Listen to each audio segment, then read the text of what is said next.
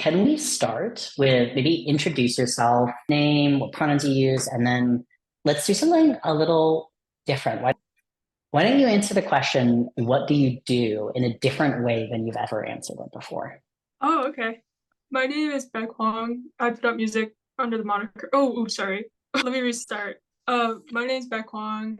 Uh, my pronouns are he, they, and I travel and I write little stories and set it to music. I like that. I travel and write little stories instead of, is that actually, do you write the stories first, actually, in terms of your process? Is it lyrics first and then you do the music, or is it the opposite? Once in a while, there were a couple of songs where it was definitely like you can kind of tell that the verses are very word heavy, and it's because it's me like setting up, trying to do like a narrative instead of just like straightforward lyrics. Here's my second question. From the outside, it feels like you've been absolutely slaying it. Does it feel that Oh, way on the inside? I think I don't know if it's just because I'm Korean American or something, and there's just this part of the culture where it's like a little bit not exactly half glass full, but I think it's just kind of like that mentality of being like I need to just work as hard as possible. And sometimes I've been told to like take a moment to try and look around and be in the moment and express like gratitude and excitement, and I really try and do those things because I definitely get swept up and being like, okay, what's next? Like I have to keep working. Mhm. But yeah, it's been really great. I think it's just like, yeah, I don't know. I have a Virgo Mars. I don't know if that explains anything. Have you had any moments where like you really have been slapped in the face with how far you, because I feel like a lot of people relate to that. Like, I definitely relate to it too, where people will be like, "Oh my God, Brooklyn is killing it." I feel like I am dying every day. It doesn't feel like we're killing it. It just feels like just one problem after another. But I will occasionally have moments. I always think about it as the analogy of like it's like you're hiking up a really steep mountain in the fog, and because of the fog, like you don't have visibility if you look behind you, if you look ahead. But then you occasionally will like get to these vistas where like if you look out, you can see over the valley and you can see how far you've come. And it's just these like, extraordinary moments that just kind of slap you across the face. So I guess, yeah, did you have a moment sometime in the last year that it's just really hit you and you've really been able to sit with that? I think when I spoke at my college that I attended for, because I remember like there's this class every week called Forum where they have guests who are in the industry, and sometimes alumni come to speak about Mm, their trajectory specifically and how they transition from school. And so when I got asked to do that and I was talking to kids who I remember sitting in that class every week, it was really surreal, and especially in the way that they posed questions of being like, oh, how are you succeeding? And I was like, oh, I don't feel that way. But I think it's just, I think that kind of shifted my perspective and being like, oh, I totally remember being in that class watching Muna, who was also in a transitionary period of their career. And I mm. was like in so much awe of them. That makes so much sense. Yeah, I had a similar experience the first time that I went back and spoke to class as well. And just like, yeah, remembering kind of like that tender potentiality and ambition, but terror too of being a student, where it's like on the one hand, the world's your oyster and you have these like inflated beliefs about how you're gonna just like wake up and be the most famous person in the world. And on the other hand, it's just like existential dread, and you're like, oh my God, I'll never have a job, nothing will ever work for me, kind of thing. It's a lot to hold in your Yeah, mind and heart simultaneously. So that's really cool. What else is exciting for you about music right now? I think just anytime I get in kind of a rut with music or feeling in a way like I'm stuck, I typically just learn things and go back to being a student in the way. I feel like, I don't know, it sounds a little cheesy. I do feel like a student of life or just like a perpetual student because I think sometimes in my perspective, I write a lot of songs and only once in a while I feel really strongly about it. And it's usually because sometimes from like an outside perspective, I can tell when I'm getting a little bit stale with the way I write because I haven't been trying to learn something at that time. So I've been learning piano from, because I've always been able to kind of play it from ear, but I'm trying to learn how to read notes specifically. And I'm like playing like jingle bells, like really simple. Yeah, and it's something so simple, and if anyone overheard me, it's so silly sounding, but I'm having so much fun doing it because it's like something I totally skimmed over and was just like, whatever, I don't need to know this, and I very much feel like I do now. So things like that, where I feel like I'm a little kid learning how to play things on a very rudimentary Totally. basis. I'm trying to learn classical guitar now. I've always just like casually played kind of like nowhere near as good as you, but like I can play some chords and I just like grew up playing with my dad.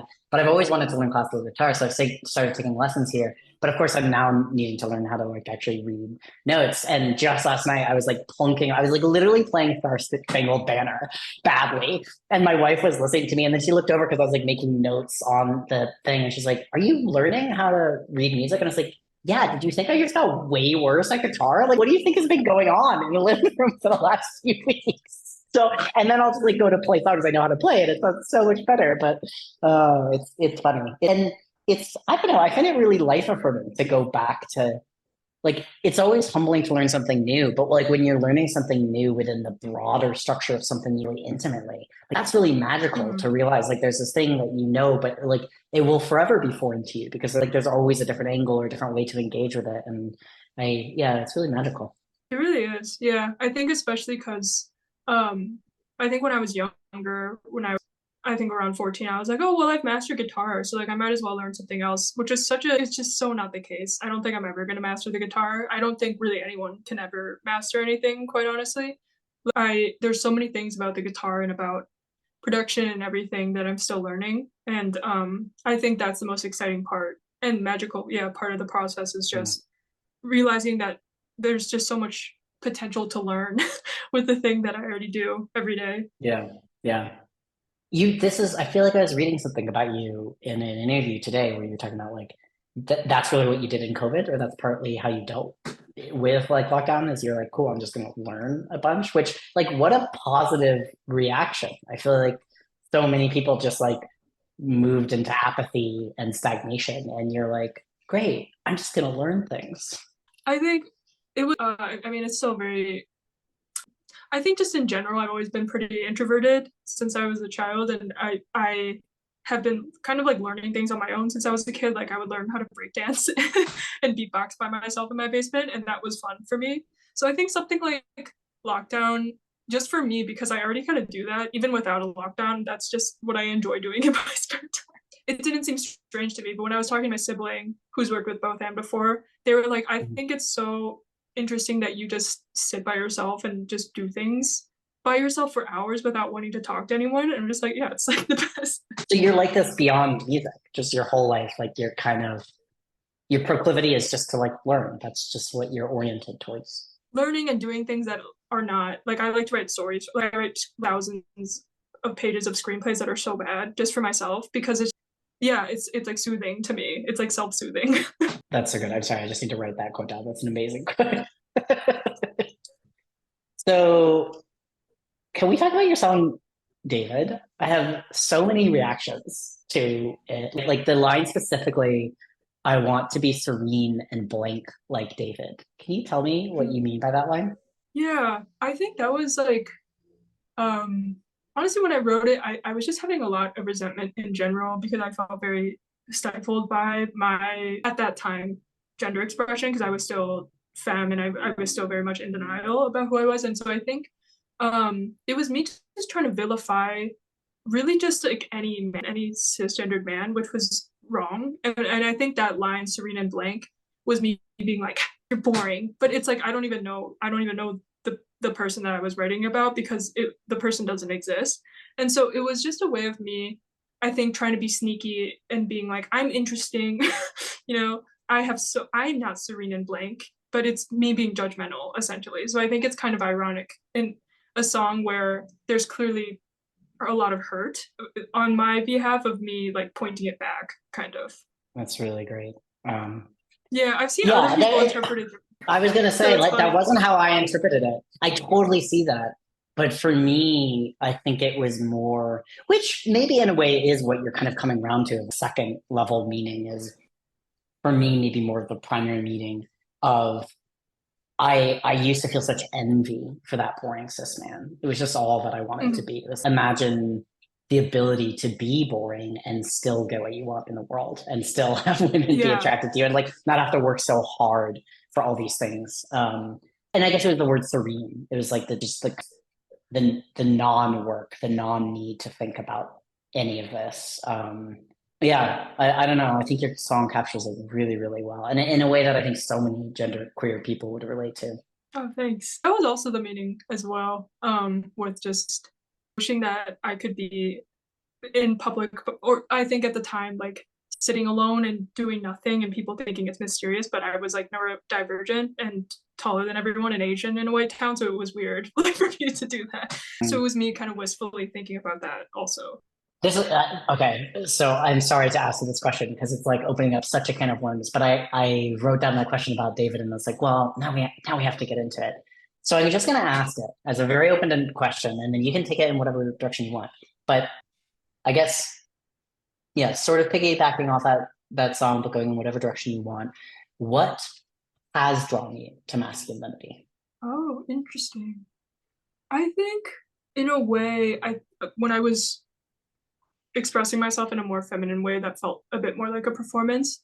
In order to combat that, I think I was pushing myself to act a lot more, I guess, like stereotypically masculine in my mannerisms and the way that I spoke. And I think after transitioning, I actually realized that I'm not like that at all. And it was definitely me just trying to compensate for something. And so I think I'm drawn to masculinity now in a way that's like I have embraced my femininity so much more than I had previously, and in turn, that feel makes me feel more masculine somehow. Just because it's so much more authentic than what I was doing before, because that was just based off of, yeah, just like overcompensation. So, I mean that is such an so part of the draw to you about masculinity is it's actually an accurate access point to femininity for you. And it felt That more. It just feels so much more authentic to me now. that's really beautiful. I really like that. Speaking of that, I was also another song that I was listening to that really spoke to me was the feeling like a woman lately. And I think it's kind of that perfect encapsulation of how gender really fluctuates. Our own perception of gender is constantly fluctuating. Or like specifically the word lately, I guess. Like that seems like the perfect time period. It's not like right in a second or this morning, and it's also not like my whole childhood, but it's like this lately, and there's something like dragging about it. It's in the past, but it's also encroaching on the current moment. Mhm. I just thought, yeah, I really like that framing of it as a temporal mooring. I guess maybe could you just talk a little bit more about that song, and then also maybe about your thoughts on the relationship between gender and how it evolves over time. I think I originally wrote that line and that main guitar line when I was a sophomore in college, and I was writing about someone else who I was interested in, um, and how everyone was kind of coming into their womanhood at that time, but I definitely felt removed from it. So I was like, oh, I have to write it about someone else. And then I Mm, shelved it because I definitely liked it, but I was like, ah, there's just something. There's I just keep writing about other people, and I'm getting kind of tired of that. And then when I was writing the album, I just went back to it because it always just gave me a feeling. And so I think I just kind of rephrased it to fit my narrative at that time, which was basically that it ended up being a song about dysphoria. And I think there's been so many open interpretations to it where I've even seen like cis women say, I don't have dysphoria, but this song makes me feel like more in tune with my femininity. And I think the reason why I'm trying not to be so rigid and being like, oh no, it's only a song about dysphoria is like, I think the song should fit anyone's narrative if they want to. mhm. And I've seen so many different interpretations where I'm like, that's actually like a lot more insightful than what I was intending to say. And I really like that. I think, it's like it was how I felt at the time, but it is also like constant ever evolving thing. And I could feel differently in a year or so. A question I ask everyone I talk to, which is, and you like telling stories, so this is perfect. Tell me a story about an experience of gender joy that you've had. Could be anything. Oh, this is I got a really bad haircut, like terrible, recently, where it looked like I was balding and I had How kind is of that like a widow's possible? What do peak. you mean it looked like you were bald? She just, oh man, she was so nice. I felt bad. And she just shaved a little too low, but then it just like created bald spots and then it also created a widow's peak when I don't really have one, but somehow it did. Okay. And Okay. when I was lifting, I was lifting like 10-pound weights and then drinking chocolate milk after, and I looked like I was balding. And I was like, honestly, there's something about this that's giving me a lot of euphoria. I love that. That is my favorite. No offense to anyone else, but that is my favorite. I was lifting 10-pound weights and drinking chocolate milk and looking at myself in the mirror with my bald spots. I felt like a dad, like a retired dad. Oh my God, I love that. I just have to fully capture that in my notes. Incredible. Wow. Okay. I'm going to be thinking about that all day. Um, so for folks, going back to kind of your class, and then also, I'm assuming a lot of people who watch this will probably fit into this camp, but like, for people who, are musicians, aspiring musicians, can you tell us a little bit about your path to where you are, maybe things that have surprised you or any kind of wisdom or advice that you could pass along? I think even predating me going to college, I always submitted for contests. I submitted for the songwriting contest where um, it was like the day before we moved to California, and I just did it really quickly and spontaneously, and I just didn't think anything of it.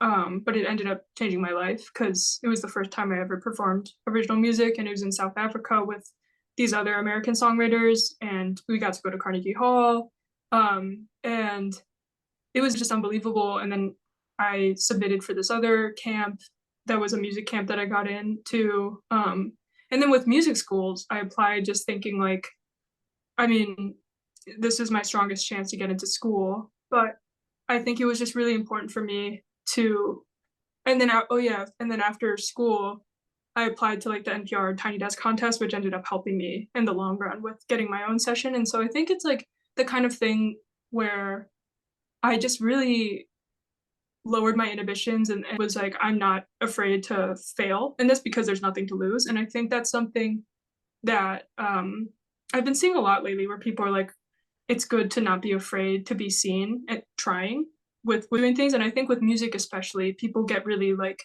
I don't want to be embarrassed. I don't want to try out. I don't want to get rejected. And it's like, you have nothing to lose. And with releasing music, it's like, it's like I don't think you have anything to lose. Like someone will like it, and it's like with applying to schools, with like with releasing music, with everything, it's just like you have to kind of get over that embarrassment or fear of what your peers are going to think. Is like whatever, you know.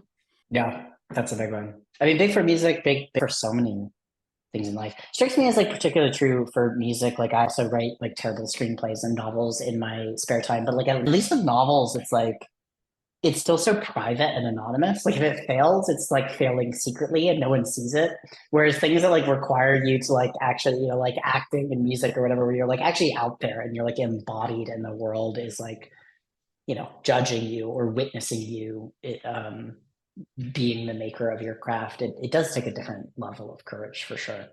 In terms of you and your music, like where do people find you and support you in the way that's most impactful for your career? Like how can people help you the most? I think Bandcamp is one of the best resources. They typically do. They designate days where that they waive fees, so it goes directly to the artists and labels called Bandcamp Friday. And then Mm, otherwise, honestly, just like any. Well, I don't know about TikTok anymore, but at least like Instagram in general, just like keeping up with what yeah. I do. And yeah, I really appreciate like anyone who takes the time to follow what I'm doing. Yes, it's work. It's work. But I mean, everyone should be following you. Your stuff is, I was bossing your music all day. It's been a real treat. That was all the questions that I had noted down. Is there anything in particular like that's been on your mind that you want to share? What are you thinking about these days? Oh, I've been thinking actually a lot about um, social media because I think it's the job of being a musician, and so I've been trying to think about it like clocking in and clocking out, and Mm, otherwise just trying not to spend time on it because it just kind of depresses me. Um, and I think it's especially important for musicians to like clock in, support each other, and then talk about release or what you're doing, and then get out and do something else. Otherwise, it's just a very dark hole to be in, and it's just made me a lot happier these days.